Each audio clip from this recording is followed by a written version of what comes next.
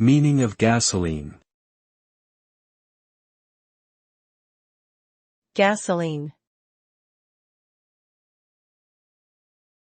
Gasoline. Gasoline. Gasoline.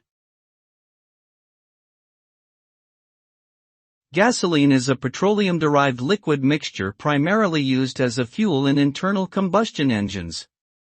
It is a highly flammable and volatile substance that is made up of various hydrocarbons, typically containing between 4 to 12 carbon atoms per molecule. Gasoline is often known as petrol in some regions, and is widely used for transportation purposes across the globe. Its chemical properties allow it to provide energy when ignited in a combustion engine, which powers vehicles and equipment such as cars, trucks, airplanes, and boats. However, gasoline also produces harmful emissions that contribute to air pollution and climate change.